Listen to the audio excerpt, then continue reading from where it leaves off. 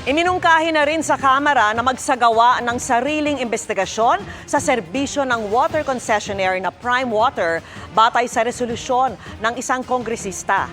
Kabilang sa mga ipatatawag ang mga local water district na pumasok sa joint venture agreements kasama ang kumpanya. Nakatutok si Tina Panganiban Perez.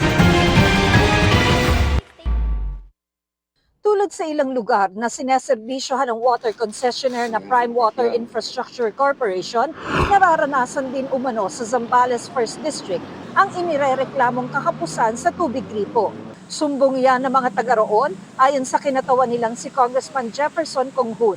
Kaya naghain siya ng resolusyon para imbestigahan ng Kamara ang mga joint venture agreement na pinasok ng local water districts at ng Prime Water.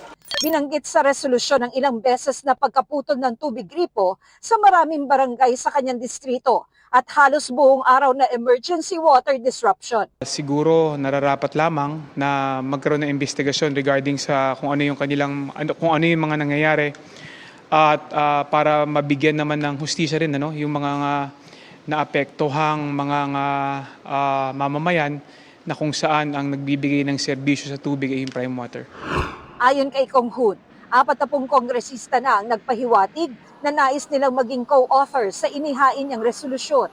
Pareha kami ng sentimento ni Kong Jay kasi sabi ko nga local to. Pare-pareha kami ng problema sa local. Kasama sa mga ipatatawag sa pagdinig ng Kamara ay ang mga opisyal ng Prime Water, local water districts at mga kaukulang ahensya ng pamahalaan gaya ng Local Water Utilities Administration. Sinisika pa naming kunan ng reaksyon ang Prime Water.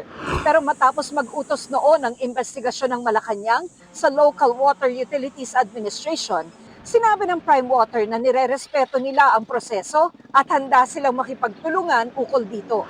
Kahapon, sinabi ni Palace Press Officer Claire Castro na 2 kahon na sinlaki ng Balikbayan Box ang ipinasang mga dokumento ng luwa kaugnay sa ginawang review sa mga JVA. Sabi ng palasyo, magkakaroon ng meeting bukas para pag-usapan ng solusyon sa problemang kinasasangkutan ng Prime Water. Para sa GMA Integrated News, Tina Panganiban Perez, nakatutok, 24 oras.